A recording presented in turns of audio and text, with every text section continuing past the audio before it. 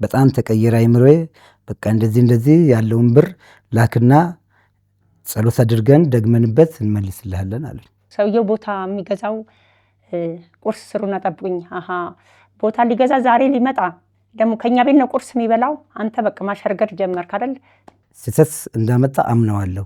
እግዚአብሔርንም መበደሌንም አውቀዋለሁ፣ ማሳዘኔንም።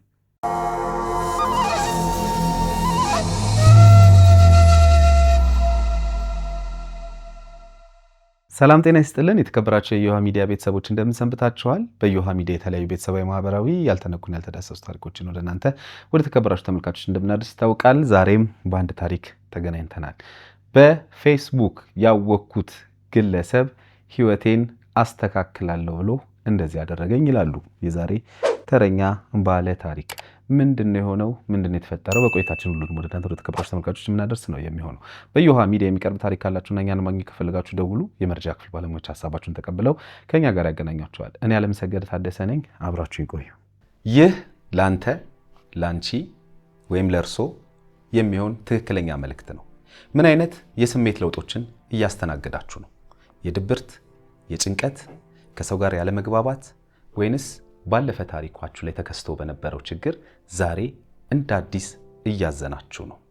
ልብ በሉ፣ እያንዳንዱ የስሜት ለውጦች ይታከማሉ በስነ ልቦና ባለሙያዎች አማካኝነት። ስለዚህ የሚፈጠርባችሁን ማንኛውንም አይነት የስነ ልቦና ችግር ለባለሙያዎች በማማከር መፍትሄ ማግኘት ይችላሉ። በቅድመና ድህረ ጋብቻ፣ ከሱስ ከወሲብ ጋር በተያያዙ ችግሮች፣ በግል ጉዳይ፣ በድብርት በጭንቀት ውስጥ ካላችሁ፣ ሰዎች አይረዱኝም፣ እኔም ሰዎችን መረዳት አልችልም፣ ከሰዎች ጋር ዝም ላለ ጊዜ መቆየት አልችልም፣ ባለፈው ህይወቴ ላይ በተከሰተው ችግር ዛሬም እንደ አዲስ እያሰብኩት እየተጎዳው እየታመምኩ ነው፣ በትዳሬ በቤተሰብ ጉዳይም መግባባት አቅቶኛል፣ ከልጆቼ ጋር በተለይ ልግባባ አልቻልኩኝም፣ ለልጆቼ የባለሙያ እገዛ ያስፈልጋል የምትሉ ከሆነ በሀገር ውስጥም ከሀገር ውጭም ያላችሁ ኢትዮጵያውያን ልትደውሉልን ትችላላችሁ። ባለሙያዎቻችንን እዚህ በአካል በመገኘት አሊያም በኦንላይን መጠቀም ትችላላችሁ። በ0928 444 222 ላይ ደውሉልን።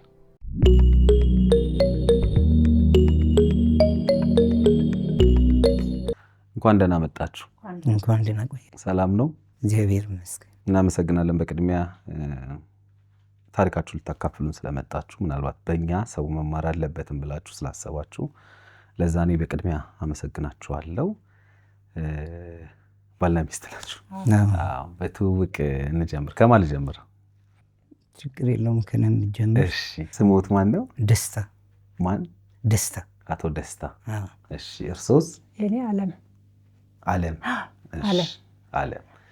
እሺ። እንግዲህ ዛሬ የመጣችሁበት ወደዚህ አንድ ታሪክ ነግራችሁናል። እንግዲህ ያን ታሪክ ለማካፈል ነው ወደዚህ የመጣችሁት። ግን ከዛ በፊት ስለናንተ ባቅ በጣም ደስ ይለኛልና በትዳር ምን ያህል ጊዜ ቆያችሁ? እኛ አሁን 94 ጀምሮ ማለት 23 94 28 ዓመት አካባቢ ማለት 24 ዓመት 24ኛ ማለት 23 ጨርሰን 24ኛ ወደ 24 እየገባችሁ ነው። በጣም ደስ ይላል። ሩብ ክፍለ ዘመን ኮልቶ ነው አንድ ነው የቀራችሁ። ያድርሳችሁልን። ልጆች ምናምን መጥተዋል አሉ። ምን ያህል ልጆች? 4 ነበሩ። አንዷ ያው ፈጣሪ በራሱ ወሰዳት። 3 ወንዶች አሉ። 3 ወንዶች ልጆች አላችሁ። እንዴት ነው ትውቃችሁ? እንዴት ነበር? እስኪ ከዛ ልጀምር፣ ምክንያቱም ከዚህም ከምትነግሩንም ታሪክ ጋር ስለሚገናኝ። እስቲ መለስ በሉና ትንሽ ንገሩን። በተለይ ደግሞ ለዚህ ዘመን ወደ ትዳር ለሚገቡም ሰዎች ያስባለሁ። እኔ መከላከያ ላይ ነበርኩኝ። እሺ። 94 ነገሌ ቦረና እያለን ነው ከሷ ጋር የተገናኘ ነው። በምን አጋጣሚ ተገናኛችሁ? እዛው እሷ ሜንስ ቤት ነበረች። ሜንስ ቤት ነበረች? እሺ። እዛው ያው ነው ግንኙነታችን።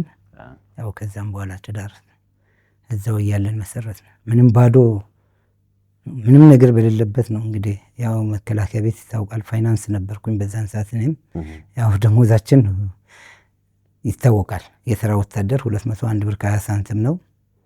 ምክትል 239 ነው። ሙሉ 10 አለቃ ደግሞ 270 ነው። 50 አለቃ 304 ብር ነች። እኔና እሷ ስንጋባ 10 አለቃ ላይ ሆኜ ነው። ሰራዊት ቤት አንድ ቦታ ስለማያስቀምጡ በቃ እኔም ልጅቷን ይዤ አልሄድም አልኩ። ወደ መቂ መጣን። ከመቂ ደብረ ዘይት እህቴ ታላቅ እህቴ ያለች የሚከራይ ቤት ፈልጋ ጠበቀችን። የዛን ጊዜ ያው ብዙም አይደለም ቤት ኪራይ 25 ብር እና 15 ብር ነው። ግቢ ሙሉ የተከራየ ነው። 1000 ካሬ ተከራየን። 3 ዓመት እዛ ቤት ተቀምጠን ከዛ የራሳችንን ቦታ ገዛን ማለት ነው። የራሳችንን ቦታ ገዛን፣ ቤት ሰራን፣ 39 ቆርቆሮ ሰራን፣ እዛ ውስጥ ገባን። ከዛ እያልን ያው 2 ክፍል 3 ክፍል ስንጨምር በቃ የሚከራየው ራሱ ወደ 10 ክፍል ሆነ። በቃ ያው ልጆችም እየወለድኩ ነው። በርግጥ ሴቷ ያቺ ሞተች በ7 ዓመቷ፣ ወንዱን ወለድኩ። ከዛ በኋላ ወንዶች ያው 3 ሆኑ። በቃ ቤት 2 ክፍል 1 ክፍል እያደረግን ያው ወደ 10 ክፍል ሆነ። ላሜራ ሰራን፣ ስኳርና ዘይትም ምንም ማከፋፈል ጀመርን። እዚህ ነው ደብረ ዘይት። ከዛ ነው አሁን የመጣችሁት? ደብረ ዘይት ነው የመጣ ነው። እሺ እንግዲህ ስራው ያው ጥሩ ሆነ ከእግዚአብሔር ጋር ልጆችም ተባረካችሁ፣ ስራውም ጥሩ ሆነ። እንግዲህ በመጨረሻ አሁን የደረሰባችሁ ነገር ነው ወደዚህ ያመጣችሁ። ምንድነው የተፈጠረው? ምንድነው የሆነው? አሁን የተፈጠረው ነገር ያው 2016 ማለት ነው። ከ2016 በፊት በ14 ምናምን ነው ያው ዘይትና ስኳር መንግስት ያቆመ።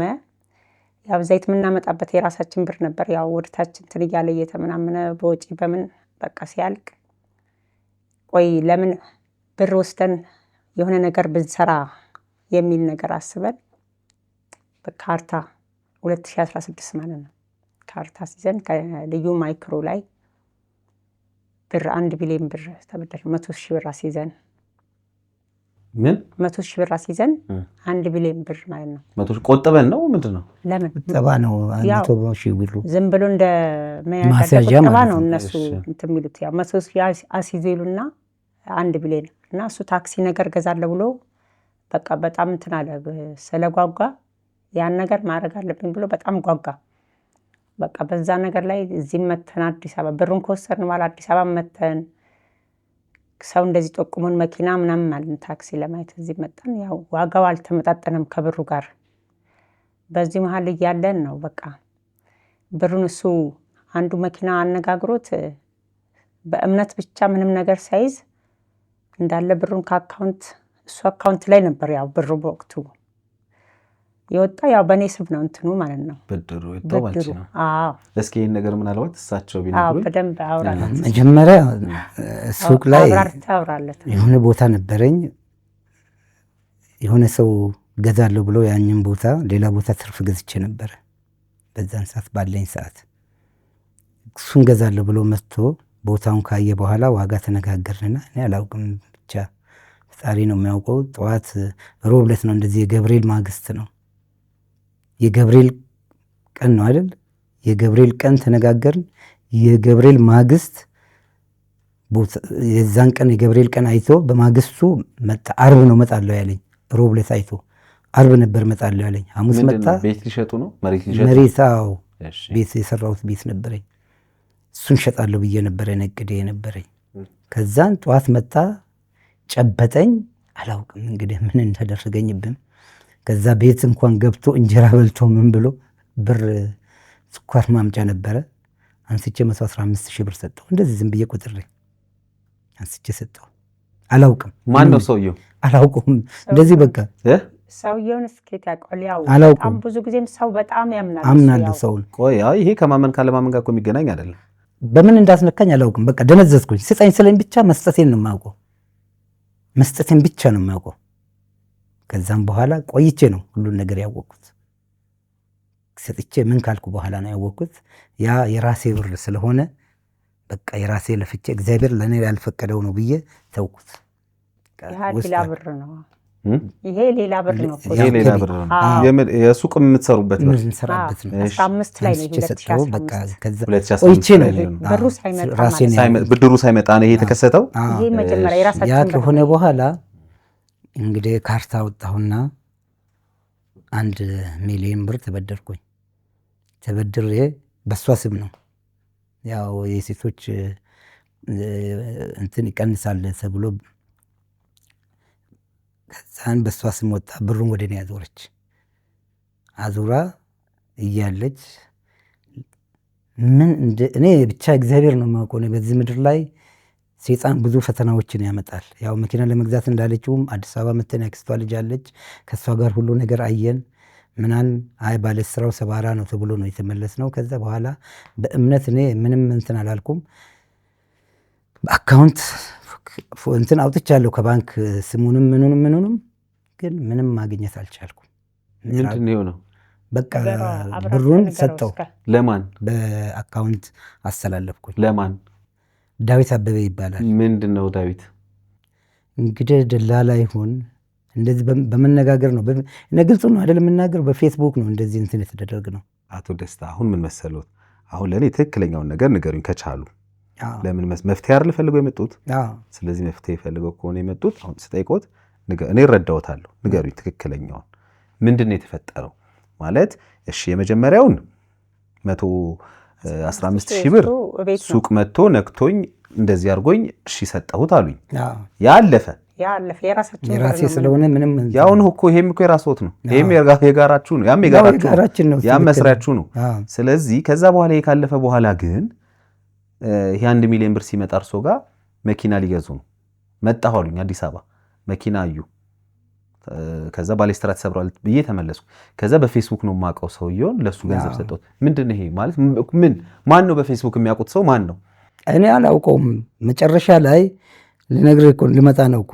መጨረሻ ላይ በቃ ብሩም አልበቃ አለ መኪናውን ለመግዛት። ሰው ምድር ላይ እውነት ነው አይደል መናገር። ብሩ አልበቃም አለን። ከኋላ የሆነ ሰው እንዲህ ብሎ መከረኝ። ማይሆን መንፈስ ውስጥ ከተተኝ። ልነግርህ እኮ ነው። የሆነ መንፈስ ውስጥ ከተተኝ። እንዲህ አባቶች አሉ እና እነሱን ጠይቅና መፍትሄ ይሰጣሉ ምናምን ብለውኝ በዛ መፍትሄ ሄድኩ። ሲሄድ ብር ያለውን እንግዲህ እኔ ከተፈጥሮም አላውቀውም፣ ግን እግዚአብሔር እንደው ስህተት እንዳመጣ አምነዋለሁ። እግዚአብሔርንም መበደሌንም አውቀዋለሁ፣ ማሳዘኔንም ፈጣሪዬንም። ለምን ምድር ከንቱ እንደሆነች አውቀዋለሁ። አሁን በደንብ እየተረዳው ነው የመጣሁት። ሞኝነት የሰው ልጅ ብዙ ትምህርት ያስተምራል። እና በሰው መሪነት ሄድኩኝ። እዛ እንደዚህ ብር ባርኮ ምናምን ብሎ ይሰጣል ምናምን ብለውኝ እንትን አለው። ከዛን ደውሎ በቃ እንዲህ ተደርጎብሃል ምናምን ስለኝ ከማመን አንጻር ነው። እኔ እመቤቴን አምናታለሁ፣ ወዳታለሁ። አሁንም እኔ ሰው በእመቤቴ ከማለልኝ ህይወቴን አሳልፌ ነው የምሰጠው። ያ ሰውዬ እመብርሃን ምስክሬ ነች ምናምን ብሎ ስልምልልኝ ብሩን አንስቼ ነው የሰጠሁት። ምን ሊያደርግ ገንዘቡን? በረከት እንዲኖረው አድርጌ መልስ ያበዛው ብሎ ነው። እኔ ሀቅ ነው የምናገረው። ከዚህ ሲወጣ የት ነው የሚያውቁት ሰውዬውን? አላውቀውም። ለማያውቁት ሰው ነው ገንዘብ ይላል። ቆይ እኔ እስቲ አንቺ የገባሽ ነገር አለ ማለት? ቆይ አሁን አንድ ነገር አለ። ሰውን መንገድ ላይ ማውቀው ሊሆን ይችላል፣ የትም ቦታ አውቀው ሊሆን ይችላል። አይዞህ ተረጋጋ። ለዛ ነው እኮ ተረጋግተው ነው። አንቺ አስረጅኝ እስቲ። እሱ ማለት ነው ባህሪው በጣም አስቸጋሪ ባህሪ ነው። አንተ እንዴት ሰው ታምናለክ ስለው ለኔ በዛን ወቅት ማለት ነው ይሄ 115,000 ራሱ ሲሰጥ ማለት ነው ገና ተሳስ ገብርኤል በማግስቱ በ20 ተሳስ 20 ማለት ነው። ገና ደግሞ በ29 አይደል 9 ቀን ምናምን ለኔ አሁን በርበሬ ምናምን መግዣ ከልክሎኝ ነው ለሰውዬ በአንድ 115,000 ብር የሰጠው። እንዴት አንተ ሰው ታምናለህ በአንድ ጊዜ? ምንም በጭራሽ እኔን አያምነኝም። ያን ሰው ግን ዛሬ መጣውን ሰው በቃ በጣም ከማንም በላይ ያምኗል። ይሄን ሰውዬም ልክ ልንገር ግንቦት 4 ማለት ነው ግንቦት 4 ቀን 2016 ያክስቴ ልጅ ከቀበሌ 5 ከዛው ከደብረ ዘይት ማለት ነው እንትን ይመጣል ወንድሜ አክፋይ መጥቶ ልጆቹን ይዞ መጥቶ ቅዳሜ ቀን መጣና በ4 ቅዳሜ እሁድ 5 ነው ግንቦት። ልጆቹ ካላደርናሉ እኔ ጋ ልጆቹ አደሩና እነሱ ሄዱ። በማግስቱ እሁድ ዕለት ለሰኞ ትምህርት ቤት ብዬ እነሱን ላደርስ ሄድኩ። ልጆቹን የእኛና የእነሱ ትንሽ ከከተማ ያወጣ ያለ ስለሆነ እነሱን አድርሼ እስከመጣ ስልክ አውርቶ ጨርሷል። ይህን ጉዳይ ስለምን ጉዳይ እንደሆነ እግዚአብሔር ነው፣ እኔ አላውቅም። ቅዳሜ እሁድ ዕለት ማለት ነው በ4 ግንቦት 4 እሁድ ዕለት በ4 አውርቶ ጨርሷል ከሰውየው ጋር። በምን ጉዳይ ነው ያወሩት እኔ አላውቅም፣ እግዚአብሔር ነው የሚያውቀው። ግንቦት 5 ሰኞ አይደለ? ሰኞ ግንቦት 5 ነው። እኔ ተነስቼ እንደው የሆነ ጸበል ሄዳለሁ በቃ እያልኩ እያሰብኩኝ እያለ ሰውየው ድንገት ደወለ። የተነጋገሩት ሰውዬ ማለት ነው። ከዛ በቃ እንትን ብሎ ያወራል። እንዴ ማንን ነው ንስሐ አባታችን አይደሉም ማንን ነው ብዬ በቃ ይጨርስ ስልኩን ቆይ አልኩና ስልኩን ጨረሰ። ከዛ እንዲህ ብሎ እኮ ብሩን አንተ ጤነኛ ነህ እንዴ? ቆይ እንዴት ሰው እንደዚህ ታምናለህ በአንድ ጊዜ እንጂ ከመላካቸው በፊት ነግረውሻል? አዎ ልልክ ነው ሊያበዛልኝ ምን ሊያበዛልኝ ምንም አላለም። እንደዚህ ብሩን ላክልኝ ብሏል። እንዴት ብለህ ነው ብሩን የምትልከው? ዝም ብለህ ለማታውቀው ሰው ትናንትና እንትን ላይተህ ፌስቡክ ላይተህ ዛሬ እንዴት አድርገን ይህንን ሁሉ ብር የምትልከው? እንዴት ሰውን ታምናለህ? ይኸው ውሸት ከሆነ ይናገር ራሱ። ምንም አለ። ስንት ብር ነው ሊልኩ የተዘጋጁት? ብሩ 760 ምናምን ሺህ ብር ነው። 760 ምናምን ሺህ ብር ነው። ልክ ግንቦት 5 ማለት ነው። እኔ ከአሁን ከማይክሮ ሲሰጡኝ 25ቱን 4 ድፍኑን እንትኑን የሰጡኝ ማለት ነው። ከዛ ዘርዝሮ ወደ ራሱ አካውንት እኔ ኦሮሚያ ባንክ ህብረት ስራ የኔና የሱ አንድ ላይ ነበር። በሱ እንዲያስገባ ስል በንግድ ባንክ በራሱ ብቻ አስገባው አንስቶ ብሩን ማለት ነው። ከዛ በኋላ ያው ብሩ በሱ አካውንት ነው ማለት ነው ያለው። በቃ ሄደ አካውንት በሱ አካውንት ነው የሰውየው አካውንት ላከለት ያለውን ብር እንዳለ ግንቦት 5 ማለት ነው። ምንም 10 ብር ሳይቀር ግንቦት 5 አንስቶ አስረከበ ላከው እንዳለ። እስቲ እዚች ጋር የኔ አባት ይቅርታ፣ አሁን ተረጋግተዋል? ማውራት ይችላሉ? አዎ አሁን ንገሩኝ እስኪ። ማለት ማን ነው ሰውየው? እስኪ ንገሩኝ። ሰውየውን አላውቀውም። አሁን ከባንክ ቤት አውጥቼዋለሁ ስሙንም። ቆይ መጀመሪያ ከመላኮት በፊት ስልክ ያወሩት ከማን ጋር ነው?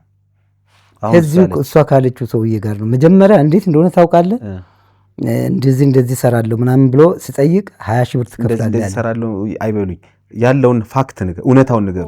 ገንዘብ አበዛለሁ አሉኝ ኮርሱ ቅድም አይደል? አዎ መጀመሪያ ሰራለሁ አለኝ። 20 ሺህ ብር ትከፍላለህ አለኝ። እሺ መጀመሪያ ቅድሜ 10 ሺህ ብር ትልካለህ አለኝ። እሺ ያልኩና 10 ሺህ ብር ላኩኝ። ምን ለማድረግ? አጋጣሚ እኔ በቃ ጥርጣሬ ውስጥ የገባሁትን ልነግርህ ነው። ጎረቤቴ አዲስ ገዝቶ የገባ ሰውዬ አለ፣ ትንሽ ቆይቷል እና 150 ሺህ ብር ወሰደ። የዛን ቀን ብሩን ከሷ ቼኩን ወስጄ ወደ እኔ እንዳስቀየርኩኝ 150 ሺህ ብር አውጥቻለሁ ከባንክ ከጓደኛዬ ጋር በሱ አካውንት ምንትን ብዬ 150 ሺህ ብር አጣሁ። ጓደኛዬ 100 ሺህ ብር ተቀበለ። ከማናጀሩ ጋር በጣም ስለምግባባ እሱ 100 ሺህ ብር ከኪሱ 50 ሺህ ብር በሱ ትራንስፈር አድርጌ 50 ሺህ ብር በእኔ 50 ሺህ ብር አውጥቼ 150 ሺህ ብር ለእሱ አምጥቼ ሰጠሁኝ። ወደ ስራ እየሄድኩኝ እኔ አጋጣሚ ከጓደኛዬ ጋር እየሰራሁ ከዛን ያን 150 ሺህ ብር ልክ 10 ሰዓት አካባቢ ስራ ቦታ እያለው ደወለልኝ። ስደውልልኝ ደውሎ 150 ሺህ ብር ስጠኝ ጠዋት እመልስልሃለሁ ብሎ በቃ ለመነኝ። ይሄ ጎረቤት ደነገጥኩኝ። ምንድን ነው ግን አሁን ከማውጣቴ በምን አወቀ ያልኩና ቀኔ ደግሞ ያው እንዳለችው ልቤ ምንም ጭካኔ ነገር አላውቅም ከተፈጥሮዬ። እሺ ያልኩና ለእሷ ደውዬ 150 ሺህ ብሩን ስጪው በቃ ለዳንኤል አልኩኝ። ስጪው ለሱ ብዬ ነገርኳት። መጨረሻ ላይ ይሄ ሰውዬ እንትን ካልኩ በኋላ ወይ ልጅ ድምፁ በጣም ከባድ ትልቅ ያረጀ ሰው እግዚአብሔርን ሰው የማይፈራ በዚህ ምድር ላይ በቃ እንደዚህ አይነት ሰው አየሁኝ። ለምን የምናገረው እንደ ትልቅ ሰው ነው። ማን ነው ስልክ ላይ የደወለልዎት? ደርሶ ማን ነው? ሰውየው ነው ያኛው። ይሄ ያጭበረበሮት? አዎ ያጭበረበረ። ስልኮትን ከየት አገኘ እሱ? እኔ ነኝ ፌስቡክ ላይ አግኝቼ የደወልኩት። ፌስቡክ ላይ እርሶ ፌስቡክ ላይ አግኝተው ነው የደወሉት? ራስዎት ነው መጀመሪያ እኔ ነኝ የደወሉት? የደወልኩት። የሰውየው ያጭበርባሪ እኮ እኔ ነኝ አግኝቼ ያጭበረበርኩ ያሉትን። ወይ ከዛ ጣፎ ፌስቡክ ላይ ደወለ። ምን የሚል አገኙ? ምን የሚል ስም አገኙ ፌስቡክ ላይ? ዳዊት አበበ ነው። ዳዊት አበበ ይላል ፌስቡክ ላይ ነው። አሁን ከባንክ አወጣው ያሉት ስም ነው? ከባንክ ያወጣሁትም ያው ነው። እንትን ላይ የሚያገኘሁትም ያው ነው። ፌስቡክ ላይ የሚያገኙት ያው ነው። ዳዊት አበበ ይላል። እሺ ከዛም በኋላ ምንድን ነው ስራው የዳዊት አበበ? እኔ ምን እንደምሰራ አላውቅም። እንግዲህ ያው የባህል መድኃኒት ምናምን ነው የምለው። እሺ የባህል መድኃኒት ነው የምለው። እንግዲህ ከዛ ገንዘብ አበዛለሁታል አለውትና አወሩ ከእርሶ ጋር። ስለዚህ መኪና ለመግዛት ቅድም እዛ ጋር እያሰቡት የነበረው ብሩ ስላልበቃኝ ስለጎደሎት ለእሱ ሰጥተው እሱ እንዲያበዛልዎት በቃ መፍትሄ ይሄን ያወሩት ከሱ ጋር። መፍትሄ እንዲሰጠኝ ነው እኮ። መፍትሄው ገንዘብ እንዲያበዛልዎት ነው። ከዛ በኋላ ከዚህ በፊት እንደዚህ አይነት ነገር ያውቃሉ? ማለት ገንዘብ ሲበዛ ምናምን ያውቃሉ? በእውነት ነው የምነግርህ፣ በእውነት አላውቅም። ዛሬ አቡነ አረጋዊ ናቸው። አላውቅም እኔ። ከዛን በቃ ወይኔ ልጄ አሉኝ። ምን ነው 150 ሺህ ብር ተወስዶብኝ ነው የተሰራብኝ ምናምን አሉኝ። ማን ያሉት? ይሄው ሰውየው። ወይኔ ልጄ አልቅሼ ፌስቡክ ላይ ምን የሚል ነው ያዩት? ዳዊት አበበ የባህል መድኃኒት ብሎ ነው እንትን የምለው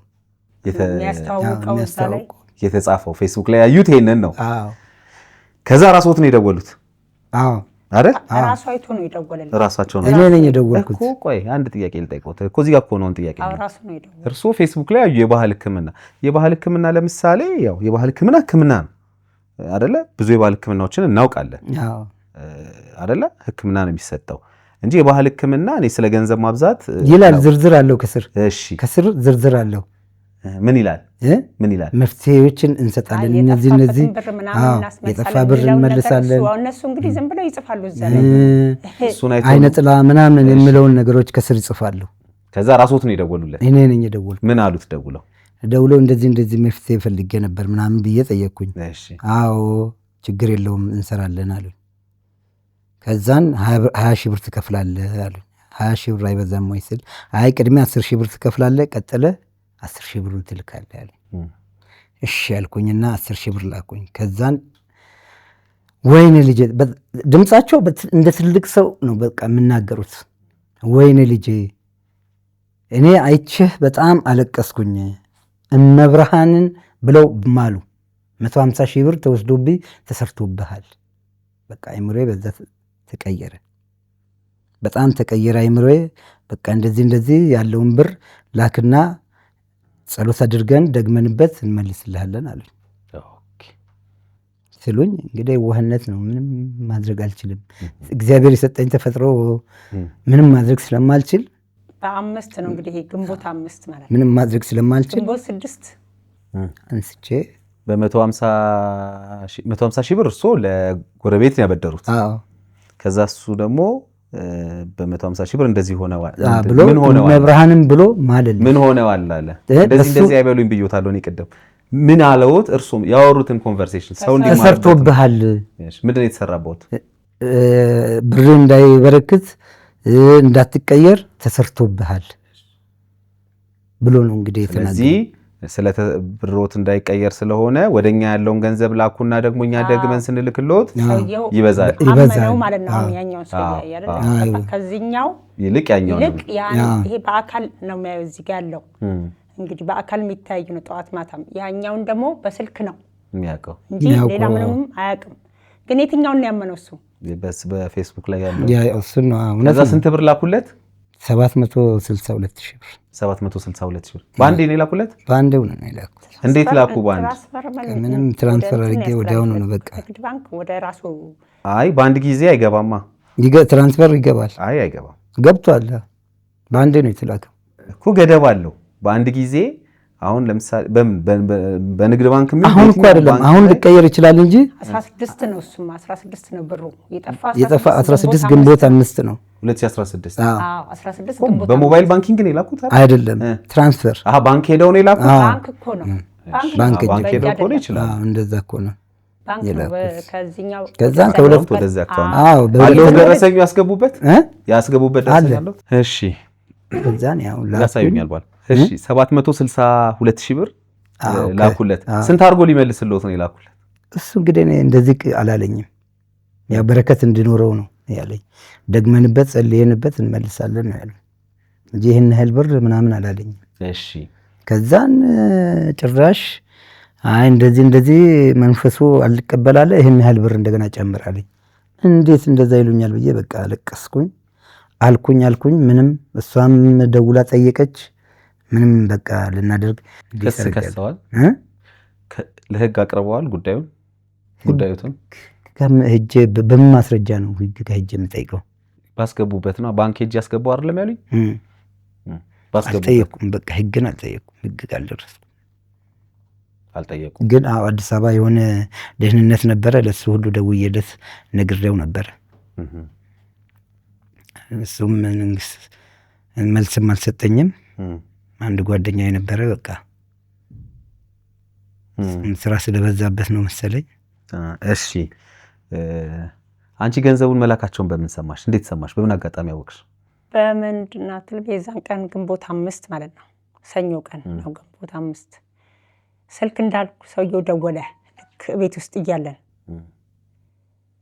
ከዛ ካወሩና ከጨረሱ በኋላ ምንድን ነው እንደዚህ አንተ በቃ ያኛውን ብር ቤት አንስታ አስረከብክ 115,000 ነው። አሁን እንደገና እንዴት አድርገን አንተ ሁል ጊዜ እንደዚህ ሰው የምታምነው? በቃ በጣም ብዙ ተነጋገርን። በቃ እኔ ምን አገባኝ ምንም ሆኜ ለፍፊ ብሎ በቃ ቀጥታ እሱ ወደ ባንክ ቤት ሄደ፣ እንትኑ ይዞ ሄደ። ከዛ ላኩ።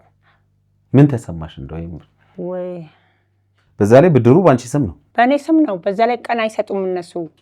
ልክ ወሯ ከደረሰች ካልተከፈለ አያስቀምጡም። 30 ምናምን ሺህ ነው በወር የሚከፈለው። በዛ ላይ ልጆች አሉ። አሁን ጨረሳችሁ ከፍላችሁ? ኧረ ምንም አላለቅም። መቼ የእነሱ ወለድ አይነቃነቅም። ከኛ ብር ላይ አሁን 11 ሺህ ነው የሚነሳው። የእነሱ 20 ምናምን ሺህ ነው ወለዱ። ብሩ አልተሰራበትም። ብሩ ቢሰራበት ሊሰራበት አልነበረም። እኔ ደግሞ ብሩ እንደመጣ ልክ ጾም እኩል ላይ ነው፣ ፋሲካ ጾም እኩል ላይ ነው ብሩ እጃችን ላይ የገባው ማለት ነው። ደስታ ጥጆች 2 ጥጆች እንሰር ሱቁ ላይ እቃ ጨመር አድርገን፣ ሱቁ ባዶ ሆኗል። እቃ ጨምረን ናስ ጥጆችን 2 ጥጆች ብናስር ለቤት ራሱ ግማሽ መደብና ልትተርፍ እኮ ቀላል አይደለም። እንዴት አንድ ነገር አትናገሪ፣ በቃ ስለ ብሩ እንዳትናገሪ በቃ በዚህ አይ እንዳትናገሪ። ባለቤቶትን ለምን እንደማይሰሙ ያልሰማት? ከዛ በኋላ በቃ እንግዲህ ያው እስኪ እሳቸው ልጠይቅ፣ እንዴት ነው ያልሰሟት? መቼም እንግዲህ ያው እርስዎ በእድሜም እኔንም ይበልጡኛልና እንግዲህ ያው እኛ እናውቃለን መቼም አባቶቻችንም እናቶቻችንን ይሰማሉ። በተለይ ደግሞ እንደዚህ መሰረታዊ በሆኑ ጉዳዮች ላይ ሳይሰሙ ሲቀሩ ደግሞ እንግዲህ አንዳንዴ ስህተቶች ሲፈጠሩም እናያለን፣ ልክ እንደዚህ እንደተፈጠረው ማለት ነው። እና እርስዎ ለምን ይሄን አላደረጉም? ለምን እሷን አልሰሙም? ምክንያቱም ከመጀመሪያው ስህተት እንዴት አልተማሩ? መጀመሪያ የሆነ ሰው እንደዚህ ያደረገኝ አሉኝ ለኔ 150 ሺህ ብር ነው 115 ሺህ ብር አጭበረበረኝ። ያራስኮ ትምህርት የሆነው ነበር ለሱ። አዎ እስቲ እሳቸው ይመልሱ። ይሄ ነገር እንዴት አላስተማሩትም? አትሊስት እሷን ለምን አልሰሙም? እውነት ነው አልሰማኋትም። እሷንም በቃ ምንም እኔ አሁንም ቢሆን ልንገርህ አይደል፣ በእውነት ነው የምነግርህ። አሁንም ልቤ ባዶ ነው። ገንዘቡ የሚመጣ ይመስሎታል? አሁንም ገንዘቡ መምጣቱ ሳይሆን አሁንም ሰው መጥቶ ስጠኝ እንደዚህ ተቸገርኩ ስል በእውነት ነው የምነግርህ ሱቁንም አንስቼ ነው የምሰጠው። አይ ለተቸገረ መርዳትና ቆይ ይሄን መለየት አለብን። ለተቸገረ መርዳት ሌላ ነው። ይሄ እኮ ጥሩ ነገር ነው። ለተቸገረ መርዳት፣ ለተራበ ማብላት፣ ለታረዘ ማልበስ፣ ይሄማ ጥሩ ነገር እኮ ነው። የእርሶ እኮ ይሄ አይደለም። አዎ ይሄ ለነፍስም ለስጋም ጥሩ ነው። እርሶ እኮ የእርሶ ያልሆነን ገንዘብ ተመኝተው ነው ይሄን ገንዘብ ያጡት። ልክ ነው። ምክንያቱም ኃጢአትም እንደሆነ አወቁ። ያለውት ገንዘብ 700 ምናምን 762 ሺህ ብር የራስዎት ገንዘብ ሀቆት ነው በብድር የመጣ አይደለ? ይሄን ገንዘብ አበዛልዎታለሁ፣ አበረክትልዎታለሁ ወይ የሆነ ነገር አደርጋለሁ ተብሎ ሌላ የሰው ገንዘብ ፍለጋ ሲሄዱ ነው ይሄን ያጡት ብዬ ነው የማስበው። አይደለም እንዴ? አልኩኝ እኮ ኃጢአትም መሆኑን አሁን ችግሩ ሲገባኝ ነው። ከዚህ በፊት እንደዚህ ያደረገ ሰው ሰምተው ያውቃሉ? አላውቅም። እኔ ገንዘብ ይበዛለት ወይ? እኔ ጭራሽ በእውነት ነው የምነግርህ በዚህ ጉዳይ ጭራሽ እኔ አሁን እንደውም ልንገርህ አይደል፣ እዛ በምሰራበት ገዳም አለ ጥምቀት፣ እዛው ገዳም ገብቼ ንስሐ ገብቼ ነው የወጣሁት። አዎ ንስሐ ገብቼ ነው የወጣሁት። ለምን እግዚአብሔራዊ ከዋልነት እና ብዬ ነው የወጣሁት። ለምን ከእግዚአብሔር ውጭ መሄድ ትልቅ ኃጢአት ነው። አምልኮ 2 አምልኮ የለም በምድር ላይ። ያ የሰራሁት ትልቅ ኃጢአት መሆኑን አውቀዋለሁ። ለምን የሚፈታተነኝም ለዚሁ ነው። ሰይጣን እየፈታተነኝ ያለውም ለዚህ ነው። አሁን እግዚአብሔር ነው ከመኪና አደጋ የሚያወጣኝ። ለምን ከዛም ስመጣ አጋጣሚ ከስንት 7 መኪና ከድርጅቱ ስንመጣ እኔ ነኝ ከአንዱ መኪና የተጎዳሁት እና ለምን ፈተና ነውና ተመስገን ብዬ ነው የተቀበልኩት። አሁን ሱቁን እየሰራችሁ ነው? ያው እየሰራን ነው። ቀጥይ ንገሪኝ። አሁን እሱ ትምህርት ቢሆነው ማለት ነው የ2015 ራሱ ትምህርት ይሆን ነበር። ለምን ብዙ ቀን አልቆየም። በእውነት ይሄ ራሱ ለብዙ ሰው ትምህርት ይሆናል። ውሸት ከሆነም ራሱ ይናገር። 2015 ማለት ነው እንዳልኩ ልክ ትሳስ 19 ያው ያመቱ ነው በ20 በ19 የገብርኤል ዕለት መጥቶ ነው ሰውየው ቦታውን ያየው ማለት ነው። አንዷ ደወለችና ደስታ ቦታውን ሸጥክ እንዴ? አልሸጥኩም፣ የሚገዛ ሰው መጥቶ ነበር። ከሰፈር ነች ሴትዮዋ። የሚገዛ ሰው መጥቶ ነበር። እሺ ተነስተው ሄዱ። አዩ ገዛለ ብሎኛል አለ። እሺ በ20 ጠዋት ሐሙስ በጠዋት መጥቶ ለካ 15,000 ብር ሰጥቶታል። እኔ አላየሁም። ለልጆች ምሳ እየጨበጠኝ ነው። በቃ ምንም አውቀው ነገር የለም። ጓዳ ውስጥ ነኝ። ለልጆች ምሳ እየሰራው የቋጠርኩ ነው። ልጆች ትምህርት ቤት ልልክ ጠዋት 15,000 ወስዶ ሄዷል ለካ። እኔ አላየሁም። ከዛ በኋላ ወደ 2 ሰዓት ላይ ደውሎ ሰውየው ቦታ የሚገዛው ቁርስ ስሩና ጠብቁኝ። አሃ ቦታ ሊገዛ ዛሬ ሊመጣ ደግሞ ከኛ ቤት ነው ቁርስ የሚበላው። አንተ በቃ ማሸርገድ ጀመርክ አይደል? በቃ ስለማቅ ነው የጸባዩን ዝም አልኩ። ትንሽ እንደቆየ ሰውየውን ይዞ ሳሎን በር ላይ መጣ። ከዛ ጓዳ ገባውና በቃ ኧረ ፈጣሪ አይተሽዋል ሰውየው? ይሄ 115,000 ብሩን ይሄ ሰውዬ በቃ አይተሽዋል?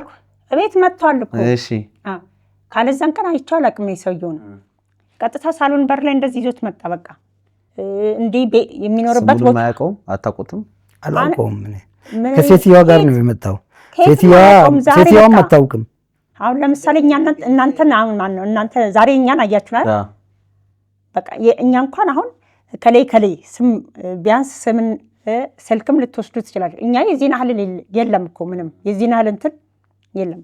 አሁን ቀጥታ ይዞት ሳሎን በር ላይ ሲመጣ በቃ ወደ ምግብ ቤት ክችን ቤት ገባውና ይሄ ሰውዬ በቃ እኔን ብዙ ጊዜ በቃ ሰው ጋር ማሰጣት በቃ ብዙ ጊዜ የተለመደ ነው። ምን አገባኝ ቤት ያፈራውን አቀርባለሁ አልኩና በቃ ራሴን አሳመንኩና ቀጥታ አቀረብኩኝ።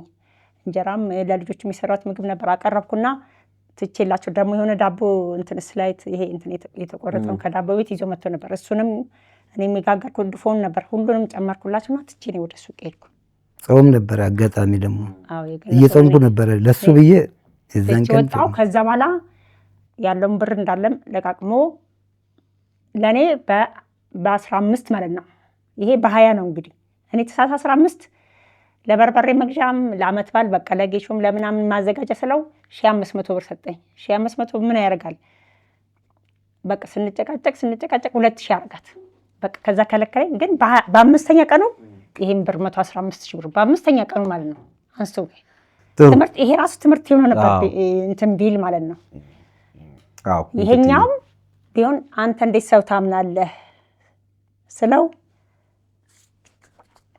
ያው አንስቶ ያስረከበ። ግን ያው 2 ዓመት ያው እኔም መሰቃያለሁ። እንጀራ እየጋገርኩ ልጆቹንም ያ በወር ክፍያው አለ ግድ ነው። ደግሞ አንድ ቀን ሲያልፍ አሁን 1 ወር 2 ወር ሲያልፍ ጥቅምትና ሄዳር አሁን አልፎ ቤቱን ባራጅ ልሸጡ ነበር። ባለፈው እንደዚህ መጥተው ማስጠንቀቂያ አስፈርመውኝ ለ5 ቀን ብለውኝ ማለት ነው።